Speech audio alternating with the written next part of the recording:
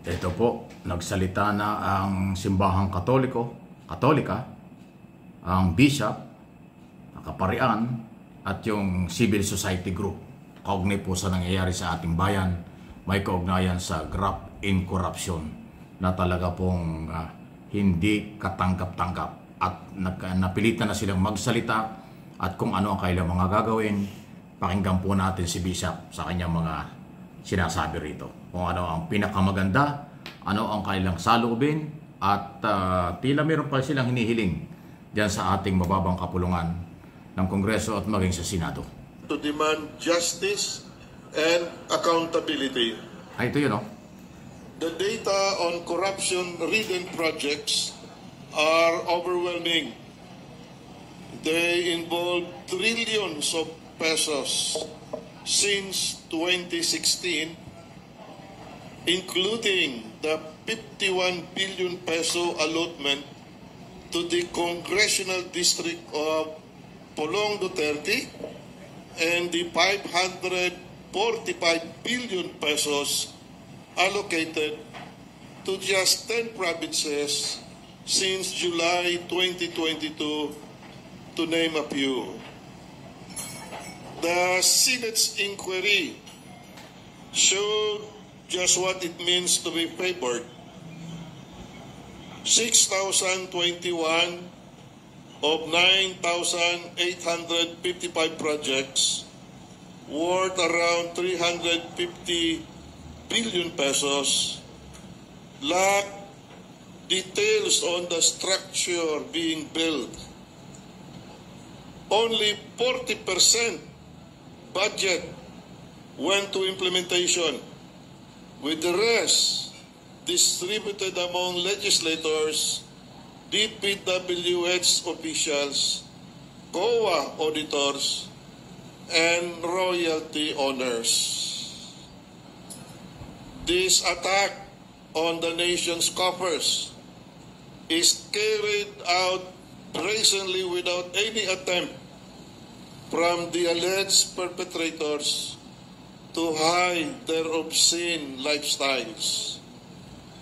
Meanwhile, most Filipinos are left to fend for themselves as their homes are wrecked by floodwaters and their loved ones are struck by flood-borne diseases like leptospirosis.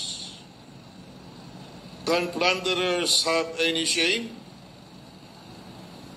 This epic level of greed, coupled with tasteless, relentless, and remorseless display of unexplained wealth, call us to say, tama na, sobra na.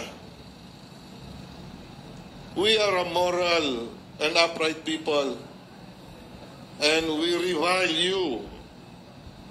We are decent, law-abiding, and hard-working Filipinos, and we say, this isn't right. It is sick. It is abhorrent, and cannot continue.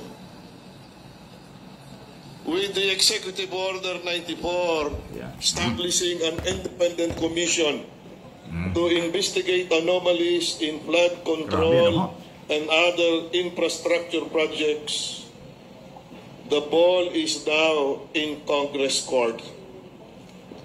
To ensure that the commission will be able to hold high officials to account, we call on both houses of Congress to put their money where their mouths are by giving this commission subpoena and other necessary powers through appropriate legislation. Because members of both the executive and the legislative branches are complicit in these anomalies.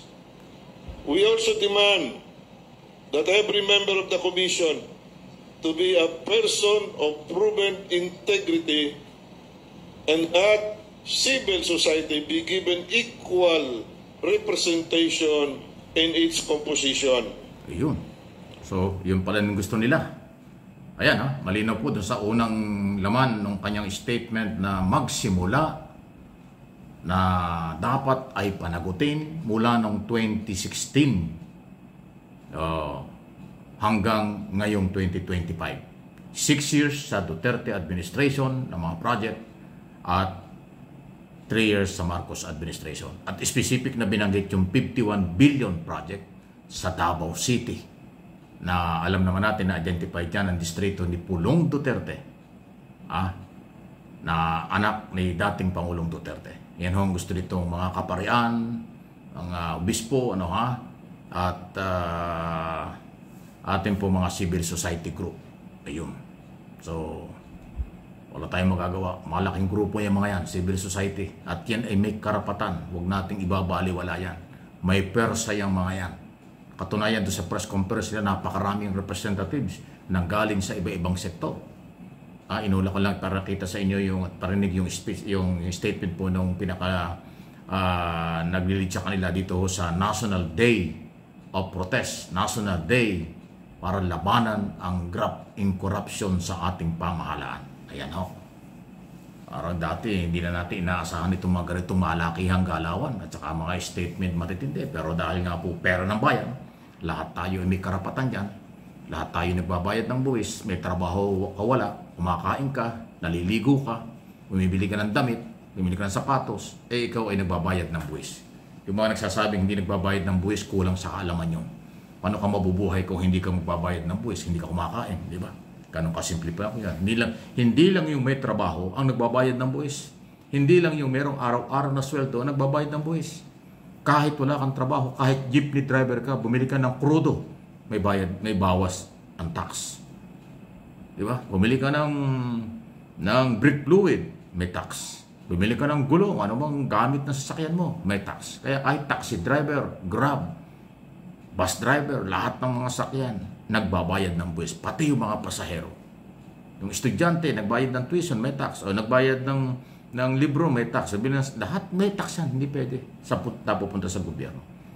Yan kaya lahat tayo may karapatan. At itong galaw ng mga kaparian, civil society, na nagdidiman sila na maging parehas, maging kapanipaniwala daw po ang Independent Commission na binuo ng Pangulo under Executive Order number 94 at saka yung bigyan daw ng kapangyarihan ng komisyon na para magkaroon po ng subpoena power at saka contempt power. Kaso wala akong contempt power na binigay ang Pangulo kaya tingnan natin kung ano mangyari dyan.